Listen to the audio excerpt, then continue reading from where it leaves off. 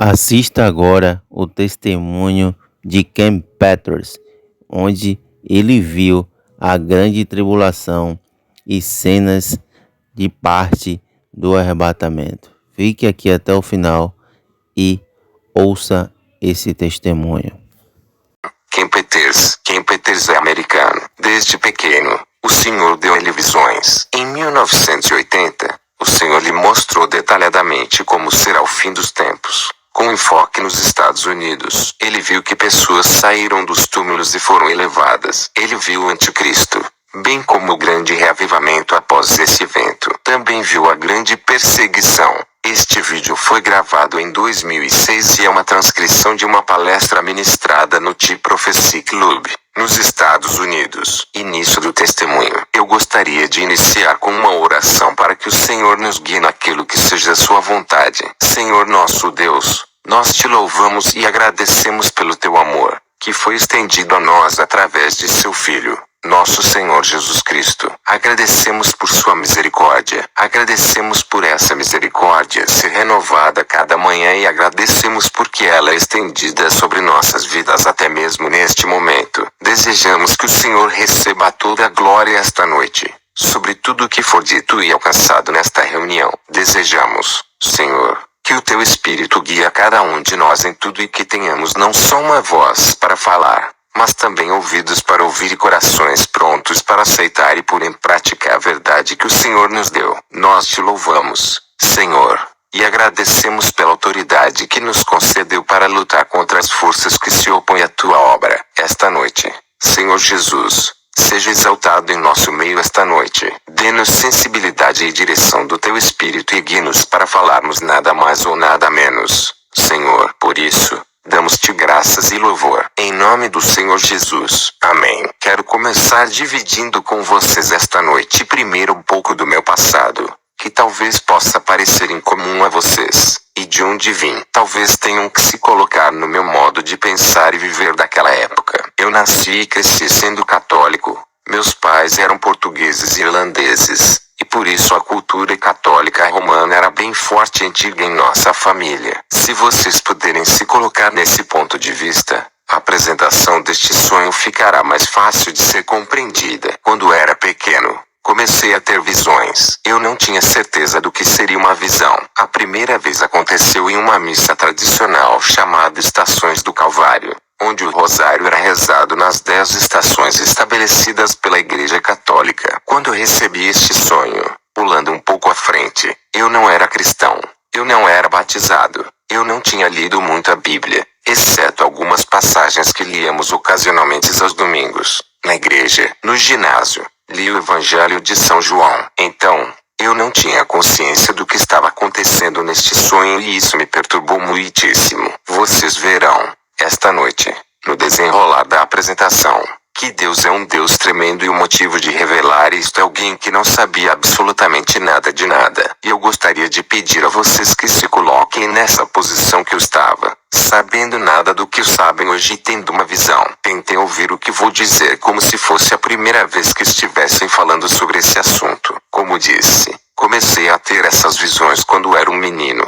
Estava com 7 ou 8 anos. Na missa, as estações do Calvário eram pinturas na parede e começaram a ter vida. O Senhor Jesus carregava a cruz na semana da paixão. Eu vi como um pequeno garoto com a coroa de espinhos na sua cabeça, enfiados e encravados na sua cabeça. Eram espinhos longos, de 4 ou 5 centímetros. Não eram espinhos pequenos como os das rosas, como eu pensava, mas eram longos e dava para ver as saliências, por baixo da sua pele, dos espinhos encravados nas suas têmporas. Sangrava muito e escorria rosto abaixo. Seu rosto havia sido espancado extensivamente e estava desfigurado, a ponto de dificultar o reconhecimento e de dizer quem havia sido aquela pessoa. Eu aprendi muitas coisas ao longo dos anos, seguindo o Senhor, que muitas coisas eram orientações claras das Escrituras sobre a vida de Cristo, que vi em visões antes mesmo de eu ter lido a Bíblia. E isso é parte do motivo da certeza que tenho das coisas que o Senhor tem me mostrado, por causa de como aconteceram e se desenrolaram. Quando vi isso, a partir do ponto que ele carregava a cruz, vi que as dilacerações nas suas costas eram muito mais do que faixas vermelhas. Eu sempre imaginei que fossem marcas vermelhas, mas na realidade eram profundos cortes. E até mesmo o tecido de seus músculos estava exposto. Era uma coisa muito grandiosa para um menino pequeno. Eu vi crucificado. A cruz que vi não estava muito alta nem longe do solo. O pé ficava algo perto de 60 centímetros do chão. Cachorros urinavam na cruz. Eu vi pessoas cuspindo nele. Eu vi pessoas zombando dele verbalmente. Foi uma cena muito violenta que vi. E era apenas um menino. Gostaria que vocês se colocassem em meu lugar. Sendo um garoto de 7 anos, vendo essa cena tão violenta com uma realidade maior do que a de eu estar aqui nesta palestra, diante de todos e vendo vocês com meus próprios olhos. Eu não sei explicar como isso aconteceu. Eu apenas acredito que Deus escolhe fazer as coisas, porque Ele é Deus e é onisciente e faz tudo conforme sua vontade. Eu gostaria de poder lhes dizer qual é a fórmula de como nossa mente funciona enquanto se está tendo uma visão, mas eu simplesmente não sei. Isso continuou até meus 12 ou 13 anos, quando chegou um ponto da minha vida que sofri uma espécie de perseguição por causa da pressão e dos problemas com os colegas. Por exemplo, eu chorava sempre por ser tocado pela presença do Senhor, apesar de não saber, mas era o que acontecia. Minha família achava que eu estava perturbado, por isso pedi ao Senhor que parasse com as visões, que aquilo não era benção, não estava me ajudando. Eu estava perdendo meus amigos e minha credibilidade junto à família. Eles pensam que estava ficando maluco e perdendo o bom senso. Então, por favor, que parasse com tudo aquilo. E parou. Devo dizer que pouco tempo depois, virei um rebelde. Até aquele momento da vida eu havia sido uma pessoa sensível, um filho obediente aos meus pais, um bom aluno. Havia sido premiado com um reconhecimento municipal. Mas tão logo as visões pararam, minha vida tomou outro rumo, para o lado errado. Alguns anos depois eu me casei em 1980, no mês de agosto. Fui dormir uma noite, como outra noite qualquer, e quero dar alguns detalhes. Eu não estava embriagado. Eu não estava sob influência de nenhuma droga alucinógena, apesar de ter fumado maconha algumas vezes e de ter bebido em algumas ocasiões. A noite que tive esse sonho eu não estava em estado de torpor ou entorpecimento. Tão logo eu peguei no sono, o sonho começou e eu ouvi um barulho muito alto. A melhor descrição que posso dar é que soava como uma buzina de um carro dos anos 70. As buzinas eram muito altas naquela época. O som parecia com aquelas buzinas, exceto ser extremamente alto, ensurdecedor e que durou muito tempo. No exato momento que ouvi esse barulho, foi-me dado a habilidade. De novo, vou dividir com vocês coisas que parecem ser cronológicas no modo de como esse sonho se desenrolou. Contudo, em alguns lugares não posso dizer exatamente a época, porque era como se eu fosse jogado dentro das diferentes situações sem a compreensão do decorrer do tempo. Algumas coisas eram apenas panorâmicas, apenas uma grande e larga imagem. Neste ponto do sonho foi-me dada a oportunidade de ver como se eu estivesse no céu e olhando para a terra, e o que eu podia ver muito claramente no globo terrestre eram muitos cemitérios e túmulos. Minha visão foi trazida para perto, como se tivesse sido dado um zoom, e vi algo incomum. O solo abriu-se violentamente e pessoas saíam dos túmulos. Digo que, como católico, rezei muitas vezes para acreditar na ressurreição dos mortos, mas não acredito que até aquele momento do sonho, em especial, eu estivesse convencido de que aquilo de fato aconteceria. Hoje eu sei que nesse ponto da visão, vi os mortos ressuscitados da sepultura. A condição que eles saíram das sepulturas era incomum. Outra coisa incomum era que haviam duas lápides, uma ao lado da outra. De uma delas saiu uma pessoa e da outra, ao lado, não. Parecia haver um tipo de colheita que não era aleatória, mas sim categorizada. Dessas pessoas, de novo, era uma cena violenta. Era como se o solo recebesse uma explosão e, quebrando-se, abriam as sepulturas, e vi, literalmente, o solo explodir e voava barro. E isso acontecia no mundo todo. E quando as pessoas saíam, duas coisas me surpreenderam. A primeira era que as roupas pareciam com as túnicas que os integrantes de um coral utilizam. Eram como um vestido longo, por assim dizer. E como isso ocorreu durante o dia, era como se a luz batesse neles e eles brilhavam. Como quando um artista vestido com brilho é iluminado em um palco. Ele brilha, não é? As roupas e a pessoa dos ressurretos em si eram mais brilhantes do que o sol. Eu gostaria de explicar melhor o que vi. O brilho que emanava da visão. Os homens, apesar de usarem vestidos, eram másculos, viris, e as mulheres aparentavam ser bem femininas. De novo, eu vou passar para vocês exatamente o que eu vi. É difícil explicar o que eu vou dizer agora. As pessoas mais velhas saíam com a aparência de que eram velhas, mas eles não eram velhos. Conseguia ver que eles viveram uma vida inteira, talvez 75 ou 80 anos. Mas, por exemplo, o cabelo que perderam em vida estava de volta. Havia crescido. Eles aparentavam ser maduros, mas não envelhecido. Jovens. Vi muitos jovens. Eles eram jovens, mas havia maturidade. De novo, eu gostaria de poder explicar melhor. A situação que eu estava naquele momento não me permitia entender melhor o que estava acontecendo. Por ser até então católico praticante, eu não conhecia as práticas protestantes. Eu nunca havia frequentado uma igreja protestante. Nunca havia sido testemunhado sobre o Evangelho do Senhor Jesus e o plano de salvação. Nunca havia lido o Apocalipse e, para ser franco com vocês, teria facilitado muito a minha vida se esse sonho nunca tivesse sido dado a mim. Eu queria apenas viver a minha vida, cumprir o meu dever e eu penso que estaria tudo bem agora. Até que isto aconteceu em minha vida. Para vocês entenderem, eu não pedi ao Senhor que isto acontecesse. Nunca pedi para ver o Senhor. Nunca pedi para ver anjos, nem para ter visões. Sempre que o Senhor revela algo, eu acabo enfrentando algum problema. E eu não gosto muito dos problemas que surgem na sequência, quando Deus começa a revelar seus mistérios. Outra coisa que quero que vocês entendam é que quando essas coisas aconteciam, no princípio eu não sabia que era Deus. De onde eu vinha, não havia em mim qualquer desejo de vivenciar estas visões. De repente, as pessoas que saíram das sepulturas desapareceram. Eu gostaria de dizer a vocês para onde elas foram, mas eu não sei. Eu não vi se foram levadas e escondidas em algum lugar. Se foram levadas para o alto, nas nuvens, porque nunca as vi subirem. Eu não as vi irem embora. Elas simplesmente desapareceram. Uma coisa eu posso afirmar: eu não vi nenhuma pessoa que vivia na terra ser transformada. Como diz a Bíblia, os que morreram em Cristo ressuscitarão primeiro. Depois nós, os que ficarmos vivos, seremos arrebatados juntamente com eles nas nuvens. Até aquele momento do sonho, eu não vi mais ninguém além das pessoas glorificadas que saíram das sepulturas. Não as vi subir ao encontro do Senhor. Eu não vi nada disso. De novo, sendo católico, eu nunca havia ouvido falar sobre o arrebatamento. A segunda volta de Cristo não era um dogma do catolicismo. Não acreditávamos na segunda volta de Cristo. Por isso, tudo era muito estranho para mim. Tão logo essas pessoas desapareceram, uma histeria em massa cometeu a terra. As pessoas tinham a aparência de absoluto desespero.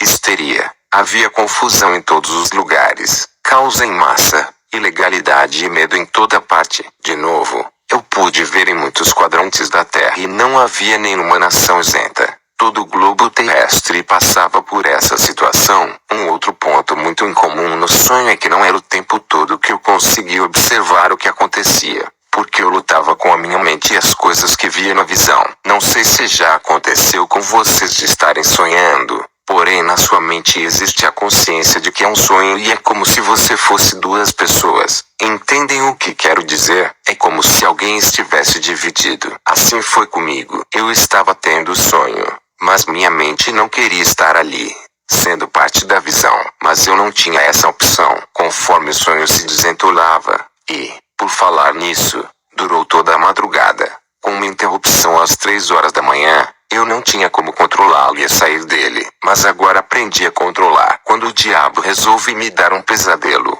eu aprendi a dizer para o meu cérebro: não vai, ninguém vai me fazer mal. Eu mudo o rumo do pesadelo. Mas vou dizer a vocês, essa visão eu não podia mudar. Eu gostaria de ter um modo de mudar, mas não tinha como fazê-lo. Definitivamente minha vida poderia ter sido muito mais fácil por 20 anos, ou próximo disso. Não foi fácil receber essa visão.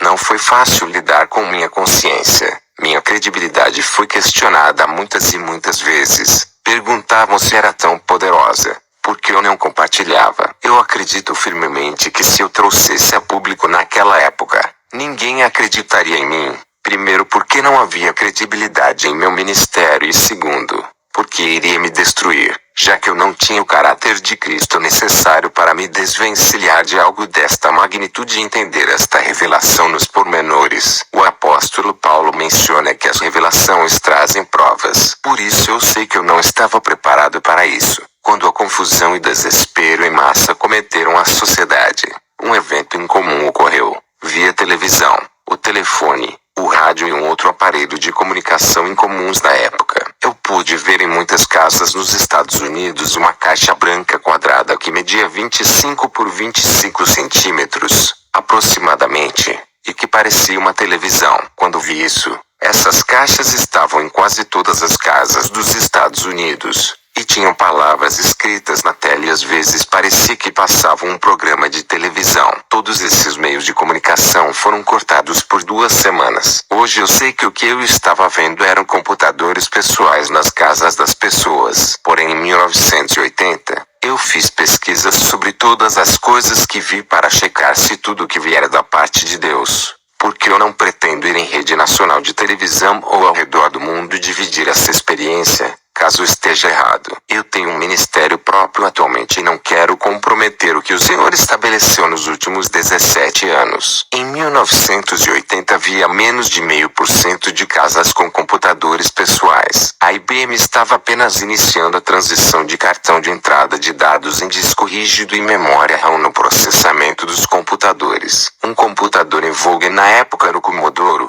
Talvez alguns de vocês lembrem. Na realidade era um processador de palavras com uma memória muito pequena. Bem, na visão eu vi esses computadores pessoais em quase todas as casas. Essa imagem encerrou uma das coisas que aconteceu durante essa histeria. Muitas e muitas pessoas se perguntavam onde essas pessoas foram.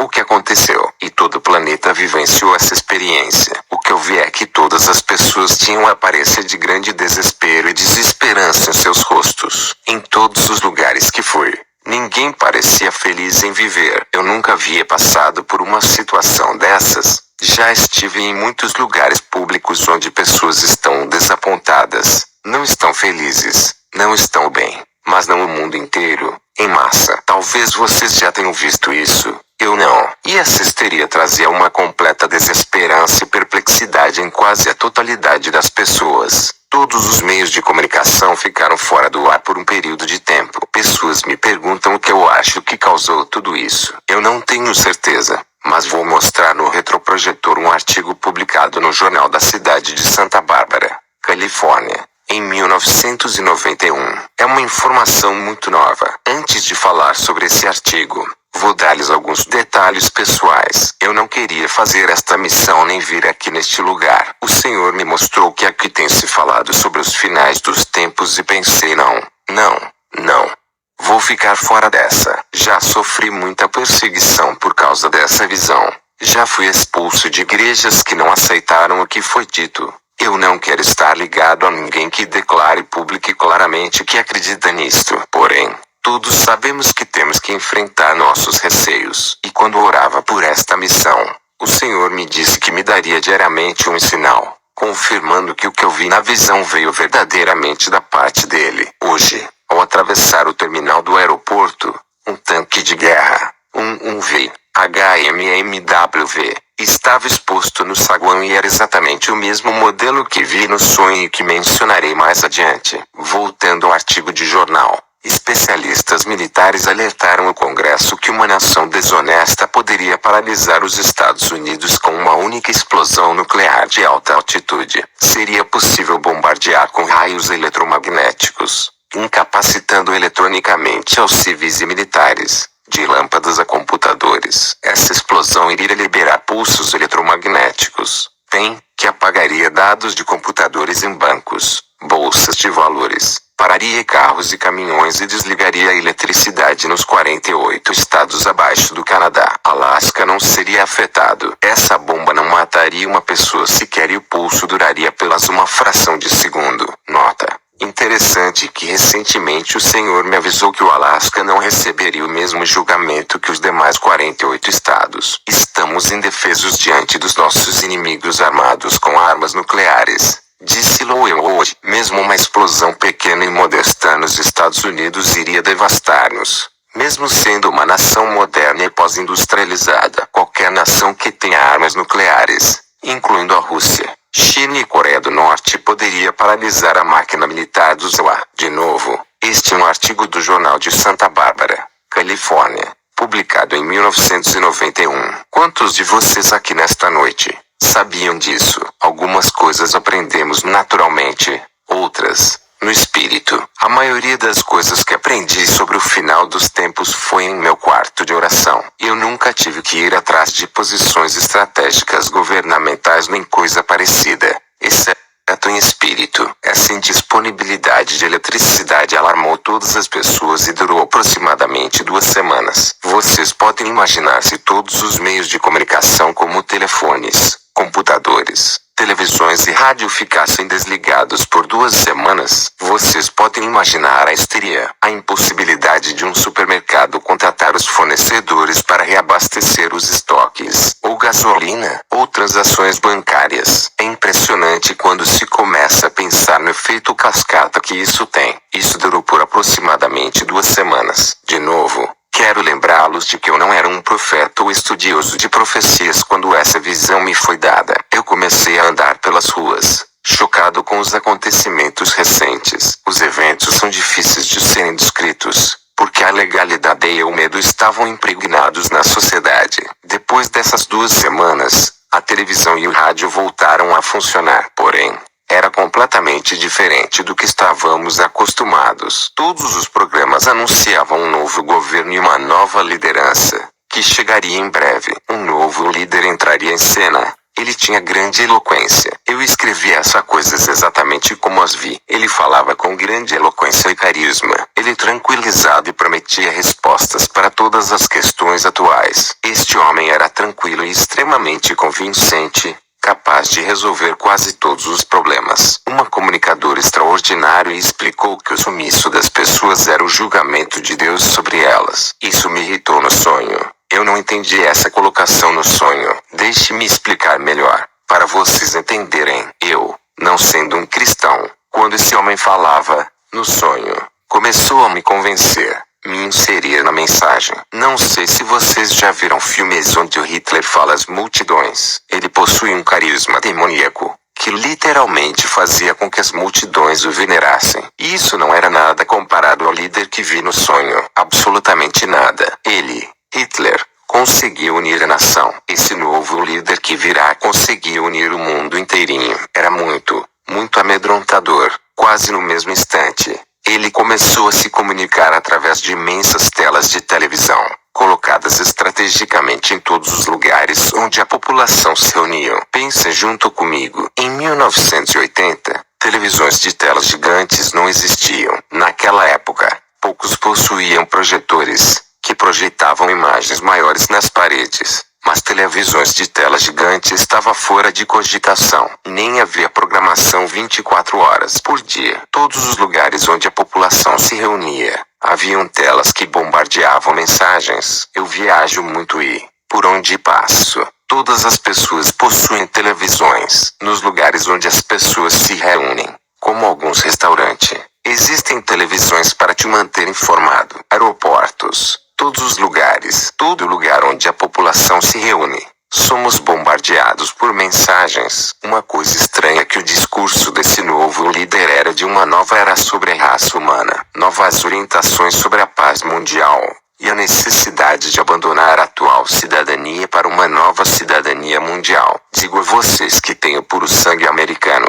E quando ouvi isso no sonho eu não conseguia processar essa ideia. Eu sempre tive uma arma. Eu sempre pratiquei caça e pesca. Sempre colocava minha mão no peito quando o hino nacional era tocado nos jogos de bola. Sempre respeitei os militares. Eu amo meu país. Então, quando tive essa visão, eu estava irritado no mais profundo do meu ser. Esse novo líder falava contínua e constantemente sobre ordem mundial e sobre toda a humanidade coexistindo em paz. Apesar de eu estar perturbado no sonho, Eu também fui convencido por essa ideia, porque soava muito bem. A paz mundial é um assunto que soa bem, até que se veja o custo disso. Digo a vocês que não haverá paz na terra até que o príncipe da paz estabeleça seu trono sobre esta terra. Esse é o princípio de tudo. Nenhum ser humano é capaz de trazer paz à terra. Apenas aquele que é perfeito, nosso Senhor Jesus Cristo. Então comecei a pensar em renunciar à minha cidadania americana.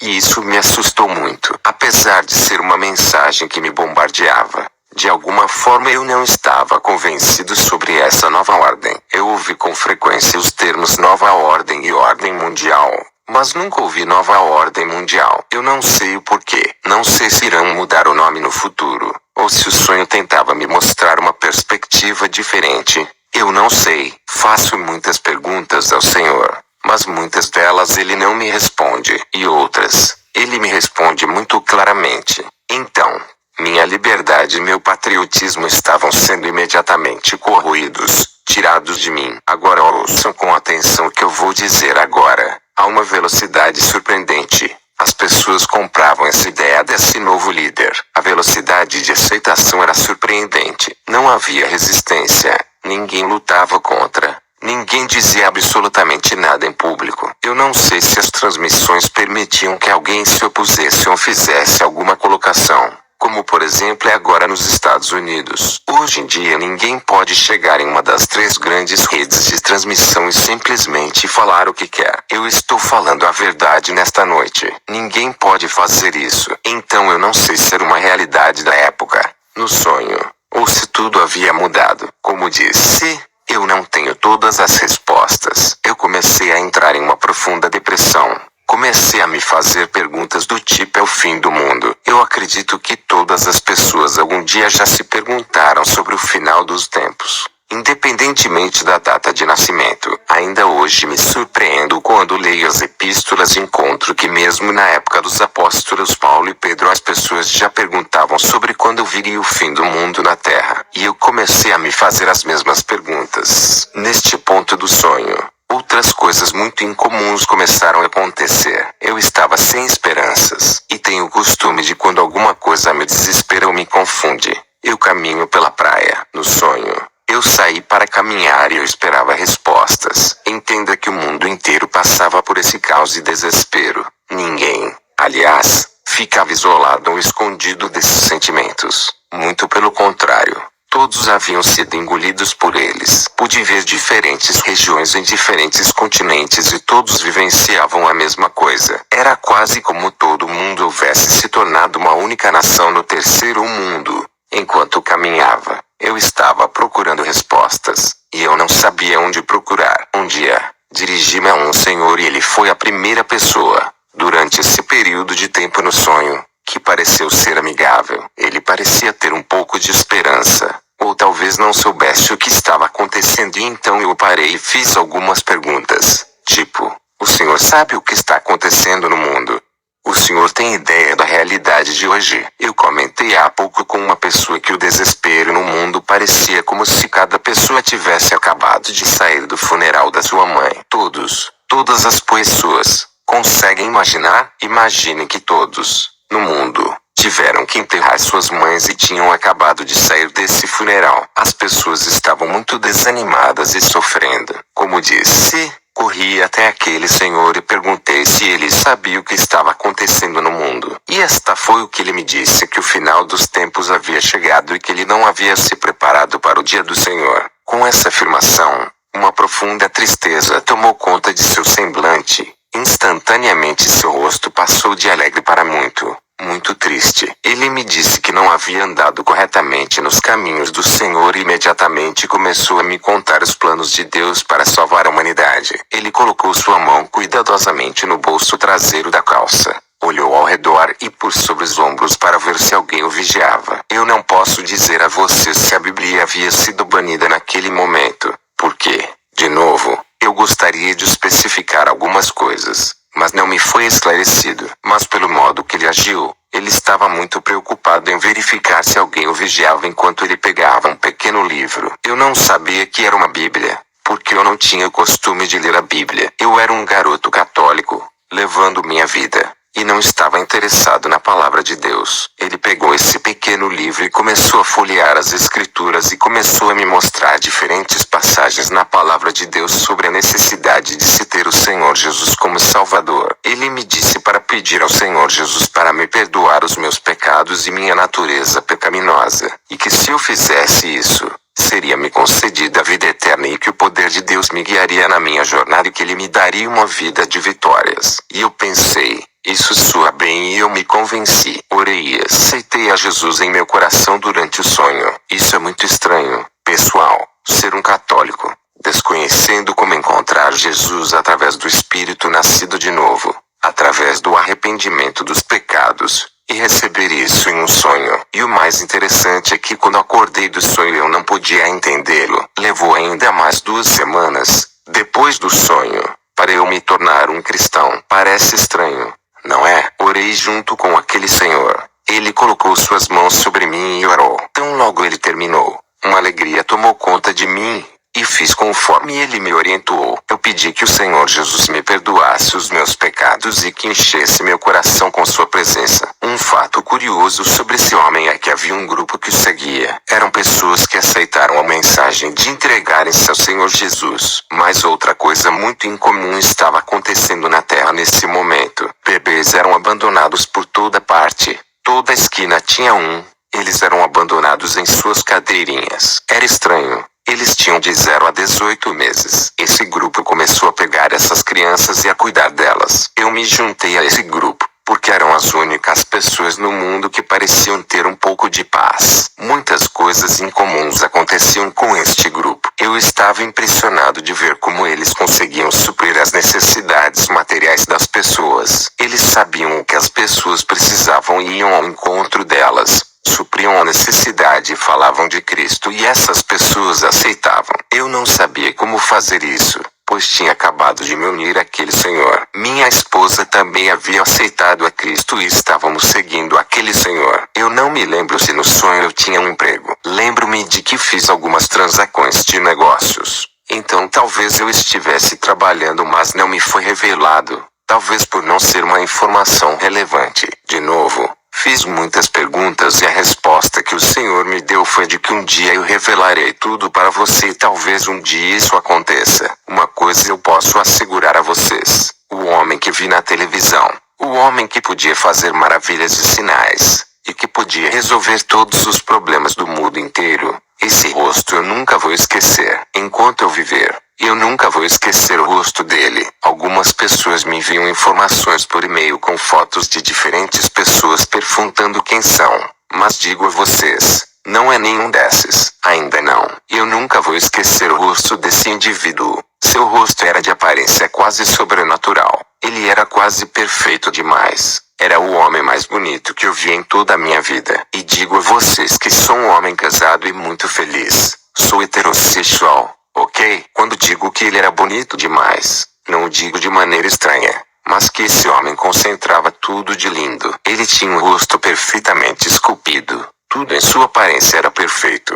E quando falava, tinha uma característica estranha. Muitos anos mais tarde, eu li uma passagem em Isaías sobre o Senhor Jesus que o descreve como tendo um aspecto comum e que não chamava atenção. Ou seja, o Senhor Jesus não seria bonito. Tinha traços habituais aos judeus da época. Mas esse homem que vi, sim, ele era muito bonito. E não é interessante notar que o anticristo será a antítese do Senhor Jesus Cristo? Ele terá uma personalidade tal, que será exatamente o oposto ao Senhor Jesus. Apesar de ele não ser exatamente orgulhoso, era muito petulante, porém habilidoso e carismático em conduzir as multidões nessa situação. A essa altura, começamos realmente a nos conectar a esse homem e seus seguidores. No meu modo de pensar, uma outra coisa muito estranha era que o grupo de pessoas com as quais eu andava, frequentemente parecia que tudo dava certo para elas da forma mais incomum. Durante o sonho, eu não entendi o que estava acontecendo.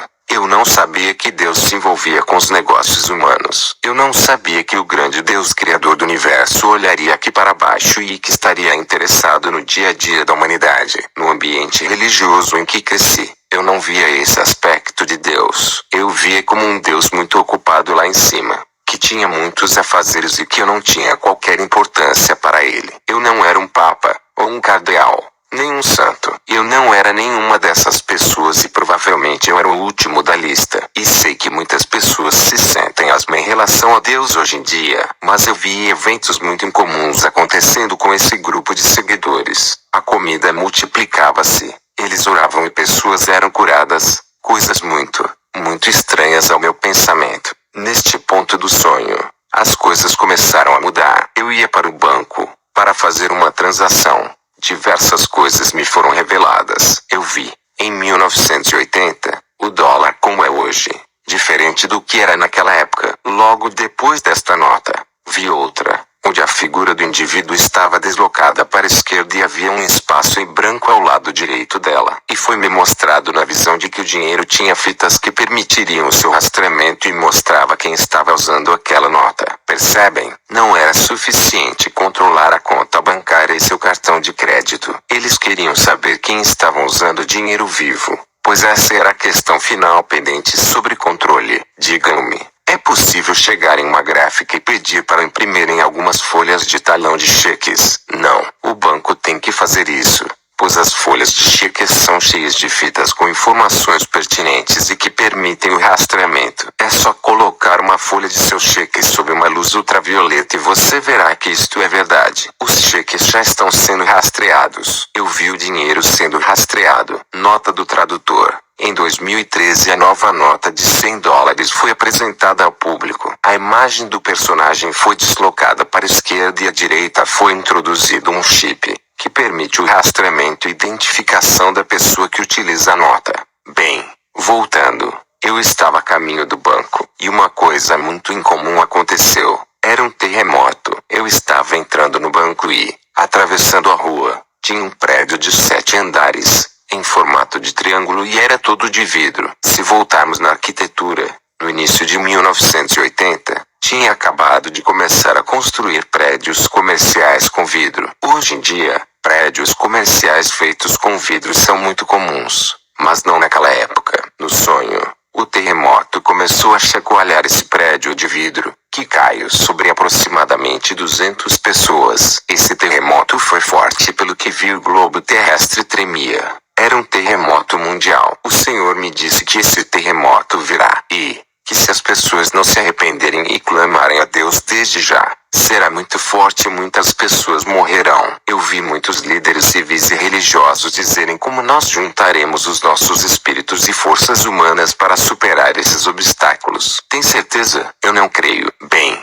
esse terremoto foi gigantesco e matou milhões e milhões de pessoas. Até hoje, eu nunca ouvi falar na história que um terremoto tenha matado milhões de pessoas. Mas este terremoto deixou o mundo inteiro abismado. A devastação estava acima da compreensão humana. Não podia ser medida. Havia lugares que foram tão completamente destruídos que ninguém se preocupou em enviar socorro até lá. Esse foi o tamanho da destruição. Alguns amigos meus, e eu inclusive, fomos avisados sobre o terremoto no Japão em 2004. A 2 deles foi revelado a magnitude do terremoto. A outro foi revelado a data. Uma amiga minha, uma santa profeta de Deus, estava ministrando naquele país quando o Senhor avisou sobre o terremoto e ela avisou o povo da igreja. Eles pediram que ela orasse por eles, pelas famílias deles e suas casas. Ela saiu e ungiu as casas onde permitiram que ela fizesse isso. Muitas das casas ungidas eram geminadas e o prédio que estava ao lado ruiu. Todas as casas ungidas permaneceram de pé. Nenhuma das pessoas pelas quais orou, e suas famílias, ninguém se perdeu nem morreu. Ninguém. Quando alguém é protegido por uma palavra profética, essa pessoa muda o modo de pensar sobre as coisas de Deus. Nunca coloque sua confiança nas pessoas, mas sim e somente no Senhor. Voltando ao terremoto que vi no sonho, ele atingiu o mundo inteiro e mudou os padrões climáticos em todo o planeta. Onde era inverno passou a ter características de verão e vice-versa. Podia acontecer de nevar em um dia e fazer muito calor no outro. O mundo estava um caos nas questões climáticas. A previsão do tempo passou a ser algo totalmente impossível. Era inútil tentar prever o tempo. Coisas incomuns começaram a acontecer imediatamente. Culturas agrícolas começaram a perecer. Secas e fome. Eu podia ver, Ao redor do mundo, áreas que eram extremamente férteis foram totalmente destruídas e houve seca e fome. Locais férteis converteram-se em desertos. Parecia que o tempo tinha vontade própria. Eu não sei como isso funcionaria, mas aquele tempo que vi no sonho era manipulado por esse chacoalhão que a Terra levou no seu eixo. Vocês podem perguntar como eu sei isso. Eu via de cima, e vi o planeta chacoalhando, como um bêbado tentando andar. Era assim que eu via a Terra. Foi muito, muito assustador para mim. Vocês conseguem imaginar estando nesse sonho sem saber as profecias bíblicas? Vendo tudo isso eu me sentia desesperado, amedrontado e vazio. Por várias vezes eu quis acordar e fingir que nada daquilo estava acontecendo. Bem, no momento em que o terremoto atingiu a Terra, coisas muito inusitadas começaram a acontecer com as leis. As autoridades municipais deixaram de existir e forças militares assumiram o comando. Eles usavam veículos incomuns,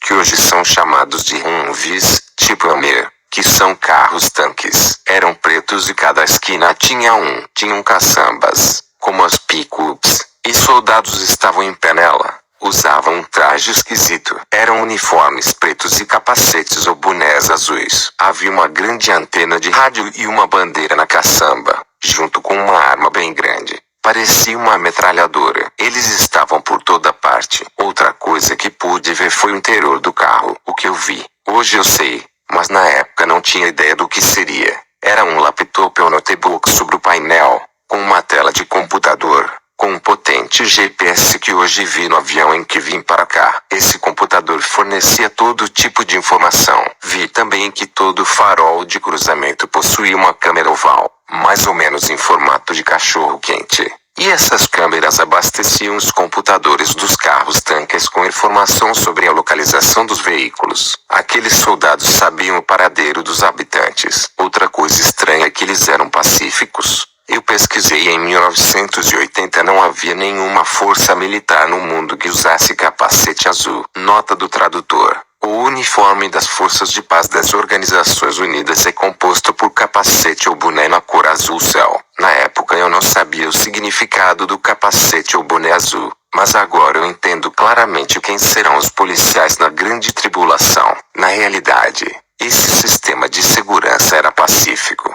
Os soldados não eram grosseiros, não eram maus com as pessoas, não eram desagradáveis nem ofensivos, não vi atirar em nenhuma pessoa, pareciam amigáveis e tinha um soldado em cada esquina. Uma coisa, sim, que acontecia, era que ninguém poderia cruzar a fronteira entre estados sem documentação, e essa documentação tinha que estar atualizada. Isso me pareceu muito estranho. Eu mesmo não acreditaria nesta parte do sonho se eu visse de alguém. Eu penso que eu nunca acreditaria que os Estados Unidos exigissem documentação para cruzar as fronteiras entre estados. Mas eu vi isso, e foi surpreendente para mim. Esse novo líder começou a aparecer na televisão de novo e ninguém criou barreiras para qualquer de suas políticas. Ninguém se opôs a ele. Ninguém. Nos Estados Unidos, começou uma revolução. Ninguém, nenhum tipo de resistência. E sabe o que é mais surpreendente para mim? Passados 20 anos desse sonho, estou totalmente convencido de que isso vai acontecer. Porque hoje, olhando para as igrejas do Senhor Jesus, vejo que ela dorme profundamente. Se começamos a falar destas coisas, já somos taxados apocalíptico, fanático. Você é um daqueles que vai dizer que o fim do mundo está chegando sobre nós e que não vamos dar um jeito de sair dessa. Que vamos sair, mas vamos ter um pouco de problemas. Leiam suas Bíblias. Deus não tirou Noé do mundo. Ele o protegeu com uma arca. Deus salvou Ló de Sodoma, mas ainda assim destruir aquele lugar. Ele não levou Ló nas nuvens. O próprio Senhor Jesus disse: Pai, peço que não os tire do mundo, mas que os guarde do mal, e também aquele que vencer até o fim. Os cristãos pensam que vamos sair daqui sem passar por algumas dificuldades. Vocês podem imaginar se o Senhor Jesus viesse agora buscar sua igreja. Eu acredito que ele ficaria desapontado. Sei que nem sempre ele está satisfeito comigo. Há 2 anos atrás, meu ministério ficou comprometido, porque estávamos instáveis na sua presença. Isso não me agradou, porque achava que estava fazendo a sua santa vontade, Mas na realidade eu estava enganado. Eu tinha medo de falar abertamente como estou fazendo agora. Eu falava apenas poucas partes aqui e acolá, onde ia. Mas eu estava com medo dos homens. Eu tinha muito medo, como muitos de vocês têm agora. Sempre quando sentimos que temos que mudar, de uma forma ou de outra vem um aviso ou sinal por parte de Deus. Quem sabe esta conferência é um sinal para você. Não será. Muitas coisas incomuns sucederam-se no sonho. As mudanças aconteceram muito rapidamente e com total facilidade. Havia lei marcial, policiais por toda parte, que sabiam do paradeiro das pessoas. Eu me perguntava como essas mudanças tão bruscas foram implementadas tão rapidamente. Eu comecei a descobrir como eles tinham todas aquelas informações. Em princípio, no sonho, eu não entendia.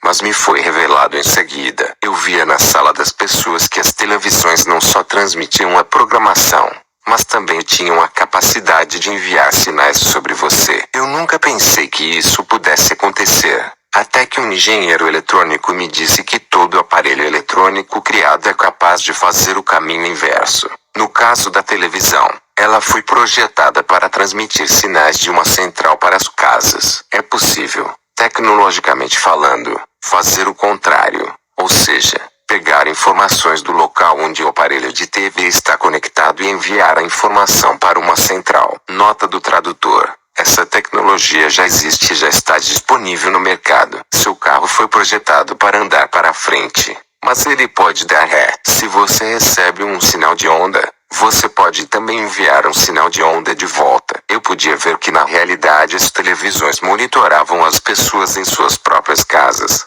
Monitoravam seus movimentos, suas conversas. No sonho, foi-me mostrado que a televisão não precisaria estar ligada. Ela necessitava apenas estar plugada na tomada. E, pasmem, eu descobri que desde 1992 as televisões podem monitorar você. Talvez vocês queiram voltar para um modelo de 1980, onde tem aqueles botõezões para procurar os canais. Menos confortáveis que um modelo com controle remoto, mas com certeza mais indicado para sua própria segurança. Vocês podem se perguntar, mas quem? Como você sabe tudo isso? Bem, eu procurei e fui até pessoas que me demonstraram essa tecnologia. Um homem me mostrou como um telefone pode ser interceptado em sua casa com um rádio de $17. Os telefones hoje em dia são feitos com os microfones mais possantes do mercado. Por quê? Para conversar com sua vozinha no outro lado do mundo. Por que é algo tão sensível?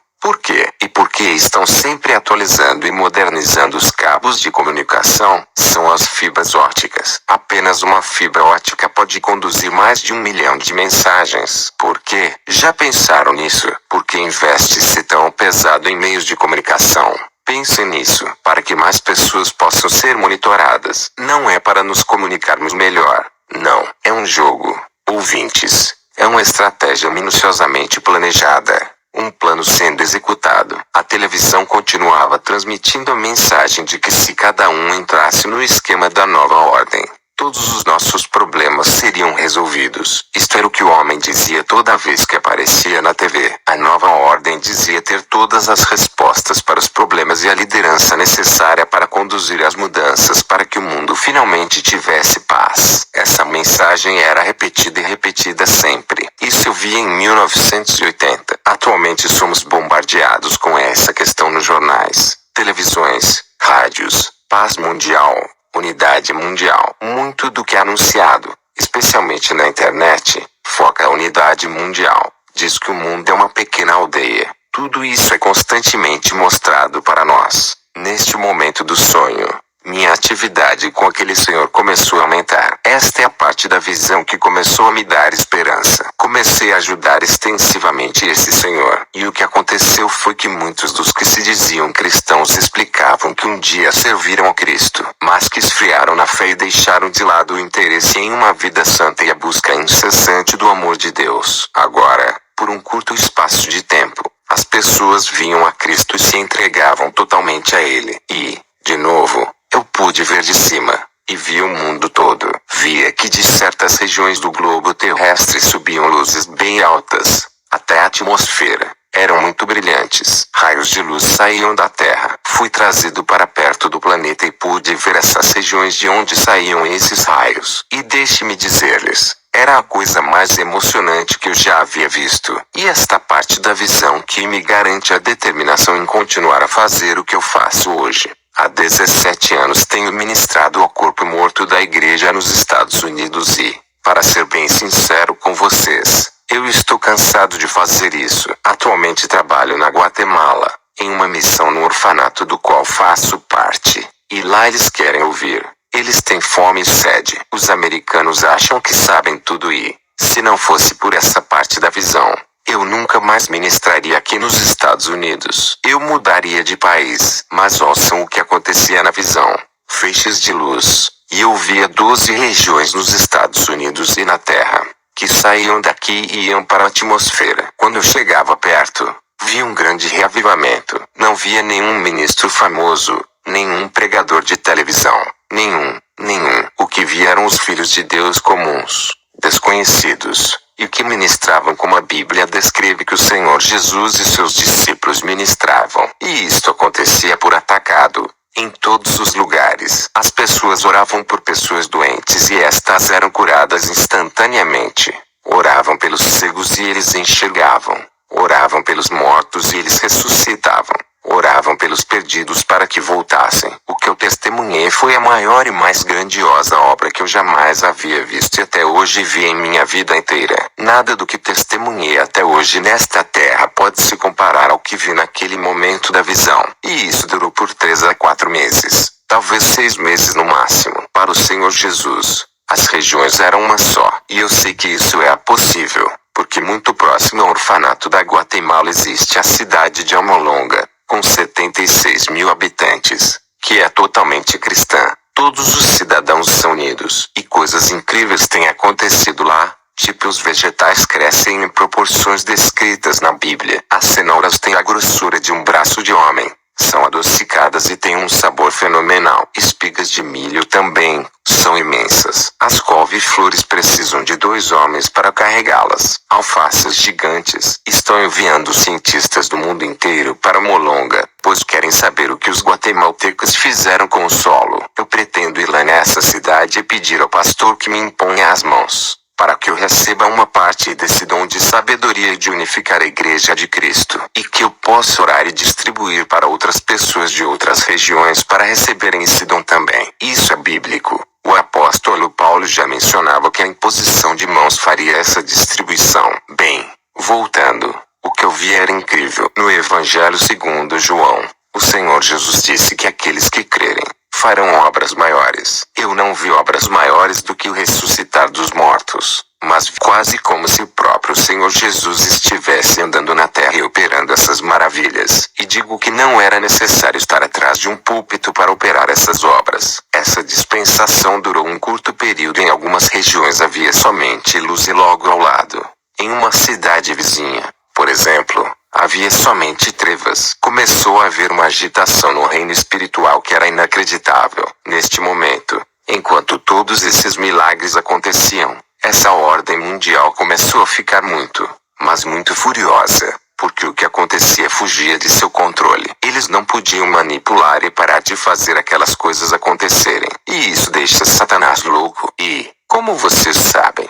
ele fica furioso quando começamos a trabalhar debaixo do poder de Deus vivente. É quando ele começa a trazer todos os empecilhos que ele pode, para conseguir parar o operar de Deus. E isso iria começar a acontecer. Eu comecei a ver a perseguição sem precedentes na história. Sabemos que através de estatísticas na igreja, há mais perseguição ao corpo de Cristo nos últimos 10 anos do que jamais houve na história. Estamos em processo de abrir um orfanato no Sudão, África, pois tivemos a oportunidade de evangelizar o chefe de estado daquele país e seu secretário. Eles nos concederam autorização para começar um trabalho de evangelização em campo. Eu sei algumas coisas sobre a África que vocês não sabem. Eu sei porque o preço da nossa gasolina subiu 20 ou 30 centavos. É porque os árabes estão injetando bilhões de dólares na África. Eles não querem que a África seja um continente cristão e pagam de 300 a 1.000 dólares mensais para as pessoas serem muçulmanas, quando durante toda uma vida alguém nunca teve 5 dólares no bolso e, De repente, dão $300 por mês. Podem ter certeza. Esse alguém vai matar o seu vizinho se pedirem. Podem ter certeza. Ainda mais se essa pessoa não tiver fé em nosso Senhor Jesus Cristo. É só lembrar que as pessoas que Cristo abençoou diariamente, que disseram Hosana, Hosana, dias depois o crucificaram. Orem por nossa missão naquele país. Depois disso, outra coisa incomum aconteceu. De um lado, houve um avivamento espiritual e de outro, uma explosão de perseguição intensa. Comecei a ver muitas penitenciárias por todo o país, a maioria concentrada na Califórnia. No sonho, via muitas penitenciárias estaduais. Em 1993, o Espírito Santo me avisou que ele estava autorizando a Satanás a construir prisões na Califórnia que talvez se tornem prisões para os cristãos. Estariam sendo construídas em áreas rurais, a 25 ou 30 quilômetros distantes dos centros urbanos. Perguntei o motivo e a resposta foi para que as pessoas possam ser levadas durante a noite. Outra coisa estranha, estava indo ao banco, e um homem estava muito entusiasmado e começou a me contar sobre uma experiência recente. Disse: quem? Você já colocou sua marca de identificação? E respondi que não sabia do que se tratava. Ele disse que acabara de ser instaurada uma nova forma de identificação. A propósito, isso começou de forma voluntária. Esse homem me disse que eu tinha que colocar logo, para evitar um aborrecimento, porque em breve todos terão que ter esta marca para realizar qualquer transação. Esse homem tinha a marca tipo do Sol do México. É um sol com um rosto nele. Era como sinal na mão parecia, mas ao invés de raios de sol desenhados, o que saía da marca eram raios de luz. No centro do sol, ao invés de um rosto, havia uma palma de mão desenhada. Ele estava empolgado e disse que não precisaríamos mais usar aqueles montes de cartões. Esta marca era muito estranha para mim. Eu fiquei com muito medo e uma voz dentro de mim me disse: fuja daqui. A Bíblia mostra o que está prestes a acontecer. O arrebatamento da igreja terá um alcance mundial.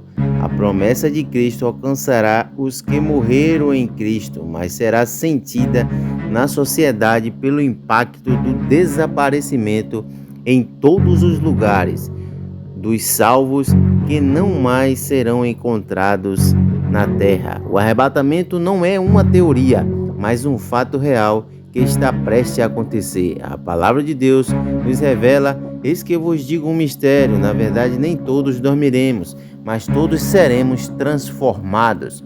No passado, gerações de cristãos leram, pregaram e ensinaram sobre esse texto bíblico, contudo morreram sem ter testemunhado o cumprimento desta promessa.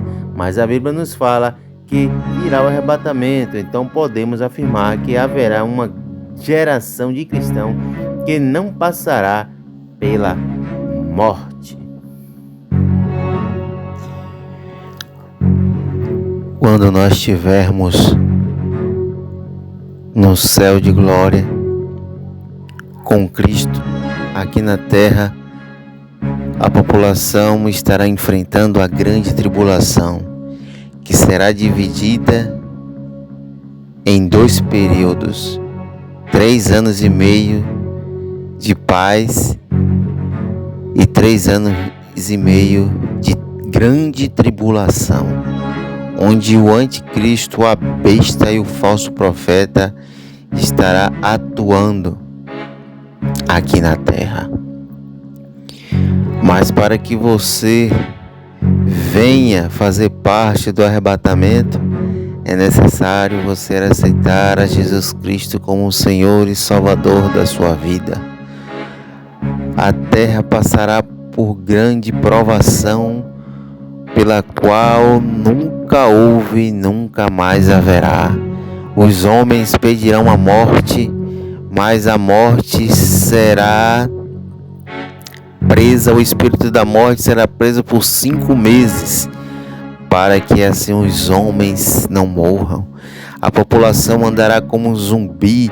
Satanás estará governando na tribulação, até quando nosso Senhor Jesus Cristo, com todos os seus anjos e todos os santos, voltará para destruir a Satanás, o falso profeta e a besta e o anticristo, lançando todos eles num lago de fogo que arde com fogo e enxofre, que é o inferno.